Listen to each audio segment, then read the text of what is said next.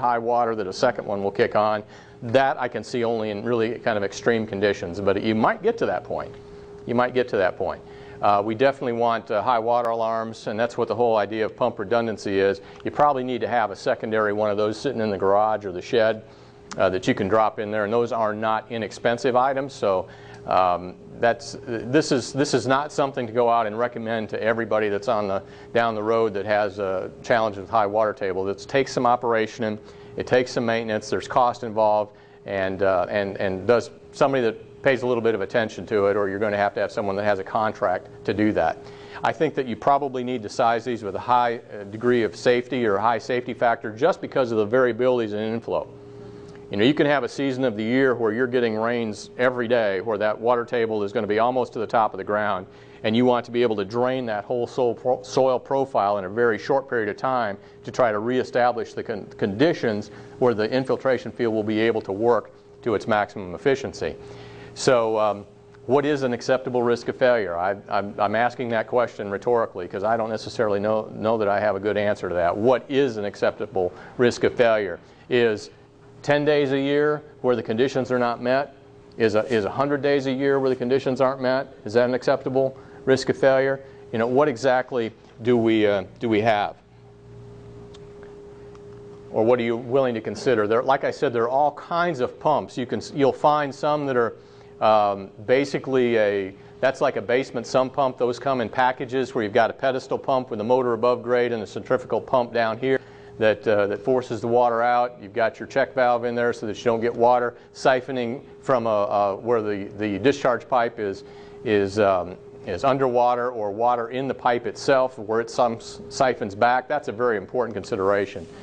You've got, this shows floats where the water will accumulate up to the point where it hits the float switch and then turns on. Here's a submersible pump with sealed bearing and motor, all kinds of different arrangements and sizes and types of pumps. Here's the curve, the pump curve that I talked about, and I just want you to notice the way to select these. U.S. gallons per minute on the bottom versus that head in, that's that total dynamic head. How much am I having to lift and push to get to an outlet? That's what that is. It depends on the size of pipe that you're using as a discharge pipe, and it also depends on how much do you have to lift it to get it out of the sump, out of the ground, and if you have to push it uphill or not on the way to the outlet. So if you're looking at maybe, you know, I think you'll probably be in this range on your total dynamic heads, and you might be out in the 20 to maybe 30 to 60 range in gallons a minute, depending on the types of soils and the types of field and the situation that you're getting into. So it's going to be a fairly significant pump. It's different. It will be totally different than the scale of a basement sump pump. It'll be totally different. Again, probably in order maybe 2 to 3 times the quantity of the rate of pumping. You're probably going to be 2 to 3 times. You might get away with a 15 to 20 gallon a minute in a basement sump situation. You're probably going to be double that or triple that out in a perimeter drain pumping situation. Let's just look at this schematic for a minute. I made the statement that you wanted the outfall into the wet well to be free fall or gravity discharge. This one shows the maximum water surface of the water on up here, even with the top of the drain. I'm not with that at all. I want it down here below the drain. So basically that forces the sump a little bit further into the ground. This volume of this wet well or sump storage is computed by the volume of water that you choose to try to drain, or that you design to try to drain over the period of storage time, that 15 minutes for 4 times an hour or 10 minutes for 6 times an hour. That's how you compute what that volume of storage is. And then you have your outflow. This is basically dynamic head lifting from here to here, then out through the pipe, and you want that discharge to be free flowing and free from debris and blockage capability as much as possible. I don't want to take any time on this, but just think about the area of infiltration. This happens to be a sand mound sketch versus the subdrain that's set out at least 10 feet all the way around, and then you've got lateral effect underneath, but then also lateral effect going the other way. So you have your drainage field, if you let me coin that term, is something of that nature. So it's about 10 times the area of the actual infiltration field that you're trying to consider water to drain. design considerations just for a few minutes. Each site is really specific in and of itself. As much more than its soils as a component, you know how much different soils are from site to site. Maybe not from one neighbor to the next neighbor, but certainly within a county and certainly within a region, soils are very variable, extremely variable. But the components here are probably more so than that. We already talked about the drainage area, order of magnitude difference from the absorption field. And if you're thinking about the drainable porosity of about 10% of the soil volume that's out there, maybe 10 or 15%, you're probably looking at the drainage capacity somewhere in the neighborhood of about 4 inches of water over that area of drain influence, probably about 4 inches of water in a 24-hour period where you're thinking about drainable porosity plus the effluent that comes in plus precipitation. And that really depends on the regional water table conditions and what you're trying to, because you're running a water balance here. You're running a water balance. You've got inflow, inflow, inflow, and you're trying to balance that against what your drain will take away, and then you're having to then pump everything to get rid of it. So you're doing basically a water budget or a water balance, and it is really probably an order of magnitude of difference in compared to the effluent discharge coming out of the actual served property, residence or whatever. For example, and I picked an actual example, and I'm not going to give it to you because as soon as I give you the parameters of the example, you'd tell me, well, that's my county, and no, it's not. Or that's wrong because of this, or I don't have to deal with that because of that. I'm giving you these numbers to give you kind of a sensitivity, if you will, sensitivity analysis of what you might be looking for. I think that the limiting parameter is probably a high regional water table. That's probably the worst case condition, more so than clay soils or slowly draining soils. If you've got something that's got a regional high water table, like some of the sands up in the north or those kinds of things, that will probably be the situation where you might need a pump to get rid of it, and will probably be the most difficult to get a pump system large enough and more reliable enough that it will actually serve the need. Okay, so that regional water table is probably one of the limiting parameters you'll have to deal with. You'll frequently get into the situation where, what was your loading rate from the house? 450 gallons a day. Do the math. That's pretty small compared to the overall maximum inflow from precipitation and drainage components to be as much as 30 gallons a minute coming in. As much as 30 gallons a minute coming in. Now that's pretty extreme, but I think that's probably the top end. All right, something on that order. Now, if you're saying 30 gallons a minute, and if you set this up to pump every 10 to 15 minutes, that would be times that, no? Yeah. So if you did 6 cycles an hour, you're probably going to be looking at 300 gallon storage capacity in your wet well, in your sump, which is, just to do the math, that's 3.2 feet in a 4-foot diameter well. Okay.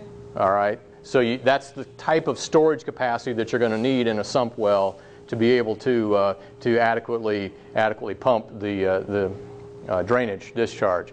If you have a 5-minute pumping time against that 300 gallon storage capacity, do the math, that's 60 gallons a minute for the pump. Okay, that's probably going to get you into, like I said earlier, 10 to 12 amps. You'll be able to serve it with 115 volts, although that'll push it. Single phase, that's a good thing because 3-phase power, it frequently pumps more than about half. If you get up to a third to a half a horsepower, you can do it with household current. You can generally stand that. If you get bigger than that, you're into special power situations. Not everybody's got 3-phase power available, or even 230, 240 volt supplies. Yeah, not everybody's got that. So you want to keep it down into the range of affordability. And a pump of this order of magnitude, I stopped short of getting cost estimates because that would probably scare people. But you probably ought to budget $5K. You probably ought to budget $5K to put in something like this, to buy the pump, put in a sump, run the lines. I got a question for you.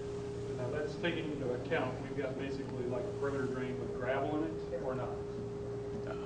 That you could probably catch the perimeter drain for that too. you'd have a system that has no perimeter drain that is, and it's failing. Okay? Because for lack of outlet. Or you have a perimeter drain that's in and has failed for the lack of an outlet. Okay? Yes? I've got counties that have been utilizing this technology on repairs for 10 years. Mm-hmm. And many of them are putting these systems in for far less than that number. Are they using prepackaged systems? No. They're not. They're actually putting in, what kind of pumps are they putting in? I would have to get back to you on specifics on pumps. What's the number that they're using? What? They're usually using like what you would use for an effluent pump in a flood dose system. Right. What are they spending on that? I think less than $1,000. Okay. I'm going to tell you that in the set of circumstances that I'm evaluating, that will not, in my opinion, raise the risk of not failing high enough, not give you enough volume or capability to keep the system working for a wide range of situations over a long period of time. It may make it way better than it was when it failed. Okay, but I'd want to evaluate a system or a couple of those systems and see, okay, how long a period of time am I able to keep that system functioning? When does it get to a failure mode? Because I'm pretty sure that certain times during the year or certain sets of climatic conditions, that's going to get to the point where the water table is not being drawn down as far as you want it to be. That's just a general statement, I realize. Not trying to step on anybody's toes. Would you be available for specific questions regarding specific systems? To a degree, yes. Yeah, I would be available to answer specific questions or to look at things specifically, sure. If you're looking at pump curves, in this example, if we really were getting into that 60 gallon a minute, and most of those pumps, I'll tell you, most of those effluent pumps are probably down in the 10 gallon a minute range. Oh, no. Less even? More? Okay. 45. 45? 45. Okay, what kind of, well, we'll look at those specifically. If we're looking at this 60 gallon a minute pump, a curve might have a dynamic head that we're looking at, something in the range of in here, depending on where the outlet is, and that one will get you 60 gallons a minute. This particular pump would get you, it's a submersible pump, will get you 60 gallons a minute at about 12 and a half feet of total dynamic head that you're pushing against, and that's probably something that's fairly reasonable. So, yeah. With that, I'd say pumping to draw down water tables in septic on-site systems is a viable approach for systems that have failed. I'd hate to necessarily grant new permits based on that, but I think it is viable, and I think it does take a site-specific analysis for each one of those. And I hope it just gave you, my intent was to just give you an idea of what's involved in it and what the scope of things that you would have to evaluate. But Jeff, you would agree, though, it takes looking at that site to a lot of specifics, even looking at some of the things for just the drain itself.